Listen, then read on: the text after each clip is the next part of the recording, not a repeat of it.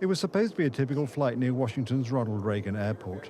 The small CRJ-700 Bombardier jet was flying from Wichita, Kansas to the Washington airport. The military helicopter was flying across its landing approach path. Before the crash, the control tower was talking to the Black Hawk crew. What happened next remains a mystery. Received 342, that's Wilson Bridge, thanks for runway 33, runway 33, clear to land. Did you see that? 472, American 3130, go around, turn left end, 250, climb maintain 3000. Black Tech 3, can you return to base? Secretary of Transportation Sean Duffy says that this was standard communication and that nothing unusual can be heard. There was communication. It was, I would say, standard communication. So there was not a breakdown, if that's your question, in communication between the military helicopter and the American airline flight. There was communication between the aircraft and the tower.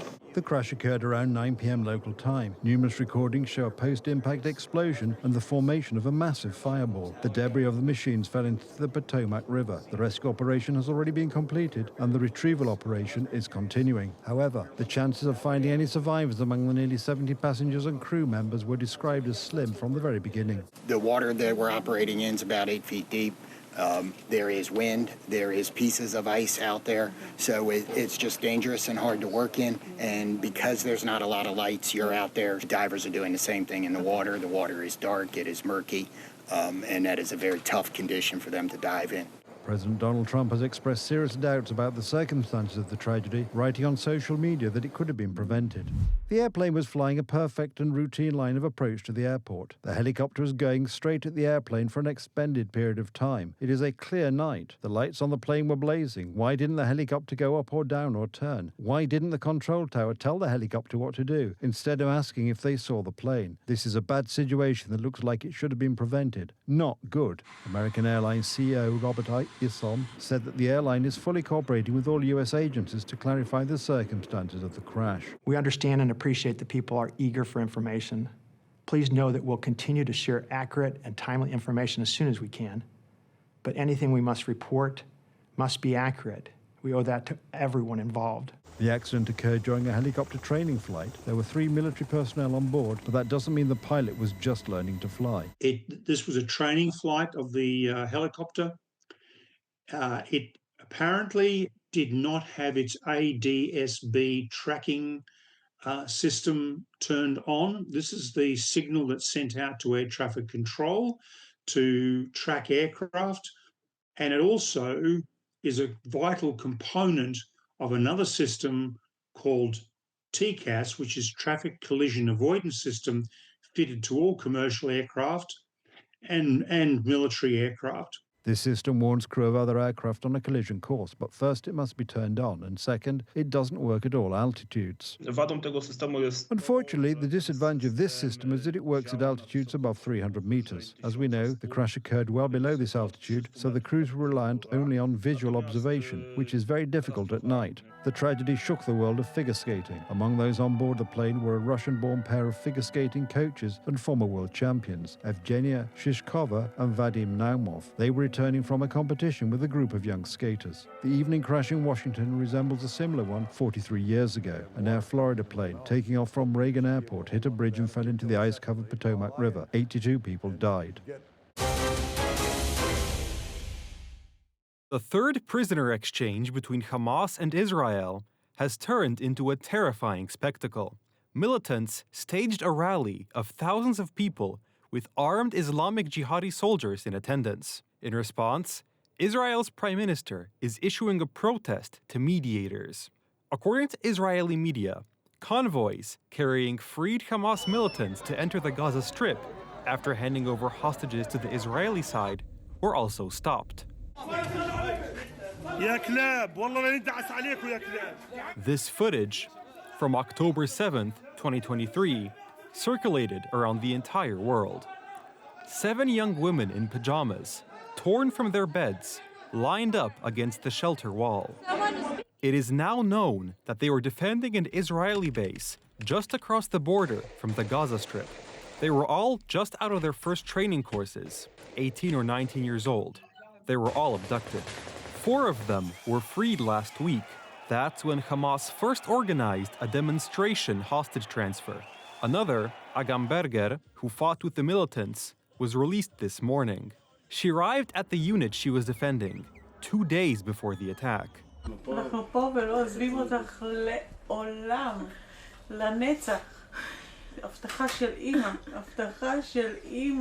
Shortly after their release, the women told of their harrowing experiences in captivity. Many of them were repeatedly raped, starved, and treated like animals. Terrorists kept them in tunnels, frequently changed their hiding places, and tortured them in an attempt to obtain information about the movements of Israeli forces. The first thing she said was that she was sorry for doing this to us, that she made us wait so long. And we told her, "What are you talking about?" She was so worried about us. It's crazy she was in that hell. And the most important thing she told us when we met was that she was sorry that we had to worry about her. The hostage exchange is being used by Hamas for propaganda purposes. The militants, who handed over 5 Thai citizens and 2 Israeli hostages, held a rally in support of Hamas at the site of the demolished home of Yahya Sinwar, the now dead author of the October 7th attack. This sparked an outcry from Israeli authorities, who announced they would file a protest with mediators and, according to media reports, halted the transfer of prisoners in exchange for the freed hostages. We are an army that is very proud of the implementation of this policy, of the implementation of the decision to bring the hostages home. But we will be equally proud if we return to the fight. Israel continues military operations in the West Bank. Indeed, the truce with Hamas applies only to the Gaza Strip. According to the Defense Ministry's announcement, for the time being, there is no intention of stopping this operation.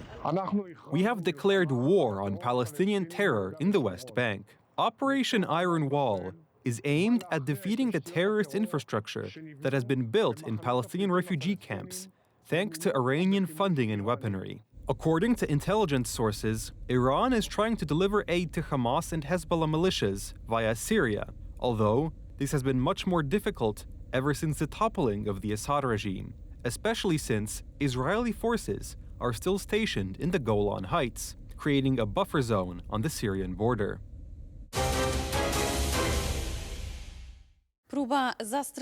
Donald Tusk's attempt to intimidate Poles living in the United States has failed. It has backfired. Despite the fact that additional duties were even activated at consulates at his express request, very few of our compatriots came forward. So why such words from the Prime Minister? Today I took a closer look at the situation. Today I'm also signing an executive order to instruct the Departments of Defense and Homeland Security to begin preparing the 30,000-person migrant facility at Guantanamo Bay. Most people don't even know about it. We have 30,000 beds in Guantanamo to detain the worst criminal illegal aliens threatening the American people. The first Immigration Services actions against illegal immigrants in the United States have begun. First, in Chicago. The target of the action is mainly those immigrants who have come into conflict with the law, who have entered the United States illegally. They are not Poles.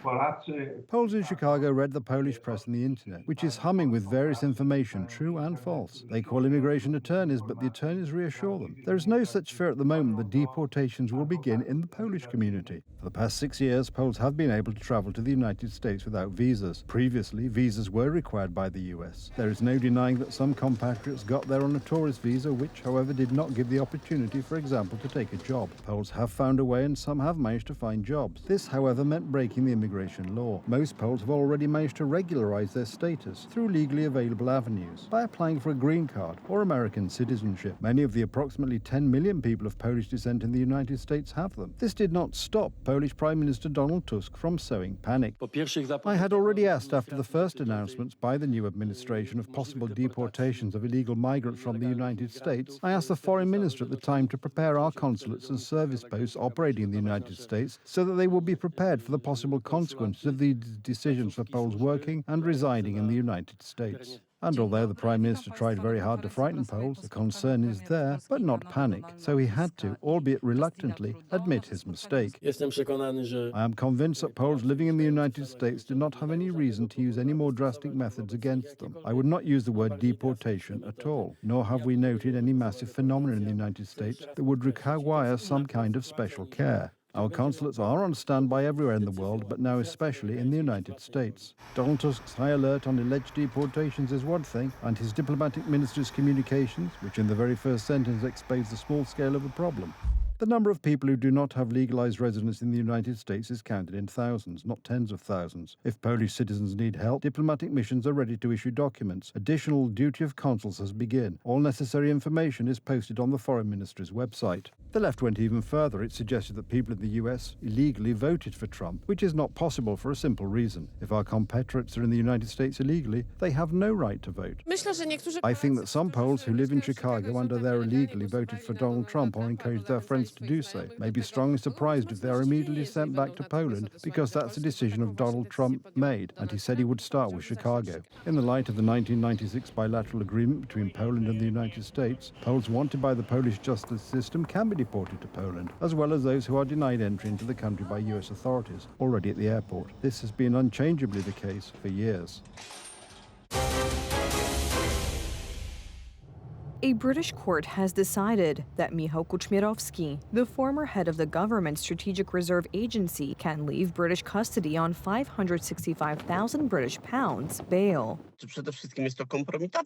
First of all, this is an embarrassment for the current ruling team, because we all remember the statements of Mr. Bodnar and other politicians of the Civic Platform, who have already prejudged his guilt, and they think that in other countries in Europe it is like in Poland. That is, what a politician says will be executed by the justice system. Michał Kuczmierowski was the head of the government's Strategic Reserve Agency. Mr. Michał Kuczmierowski has said that he will answer to a Polish court, but he is asking for a letter of indictment, that he will not be put in Polish custody, but instead will remain free until trial, as it should be. The consideration of Michał Kuczmierowski's case follows a social media post by British politician and entrepreneur Ben Habib, to which US billionaire Elon Musk responded. We have a politicized criminal justice system. We even do the political dirty work for foreign regimes. In a British prison right now is Michał Kuczmierowski, a former minister in the Polish government. He is being held pending an extradition hearing in July. He has been in our prisons since September 2024. He will have been in jail for nearly a year without a trial. That is a full sentence, and he has not even been tried. The UK must stop acting like a banana republic. There is no justification holding him like this. Michał must be released on bail, pending his hearing in July. Elon Musk, please help. Yes. Ben Habib is a friend of Poland. He was recently a guest on Michał Rachoń's program Jedziemy. Yesterday on the X platform, he reported on the Kuczmierowski case. I am delighted to report that Michał was released on bail today, a victory for Michał and British justice. I must also report that I have been personally attacked by certain parts of the left-wing media in Poland, simply for standing up for the most ancient of human rights, habeas corpus. I made no judgment of Michał, one way or the other. I did not advocate his innocence or guilt. I merely pointed out that there was no basis on which he should continue to be imprisoned without trial. Those who do not respect habeas corpus stand against human rights and democracy. Thank you to Elon Musk, TV Republica, and Michał Rachoń for your support. Behind the attack is the famous searcher for Russian influence, where it doesn't exist, because where it does exist, he somehow doesn't see it. Tomasz Piątek himself is a figure from the category of those who will attack virtually anyone who doesn't match his vision of the world, and his vision of the world oscillates between madness and mammon. Tomasz Piątek, after recovering from a drug addiction, which he himself has publicly talked about, bardzo chciałem brać heroinę i brałem ją długo. began to create leftist texts attacking everything on the right. Virtually all of Piątek's publications, but also those of the circles associated with Gazeta Wyborcza, are written in Cyrillic and smell of Russian snuff from a distance. And at the end, you can still hear the sound of Russian rubles. Interestingly, with the approval of Kuczmierowski's release from prison, the deadline for a final decision on his extradition to Poland has been postponed. postponed. All this indicates that the British court has doubts about the Poles' guilt. Therefore, presumably, the British court wants to investigate the case deeply to see if it is a political matter. On these decisions of the British court, the politicized prosecutor's office came to the conclusion that it would make a scene and take action against other people. People were detained. Since the government was formed on December 13th, Poland has seen the use of the prosecutor's office and the services, as well as the police, as an instrument of political struggle. The fact that such people are detained, whether they were associated with the Justice Fund or with other initiatives that serve the public good, and that these people are now being accused of the most severe things, this is vividly reminiscent of the case of Alexei Navalny. These are typical actions of totalitarian regimes that finish off their political opponents under the guise of fighting crime.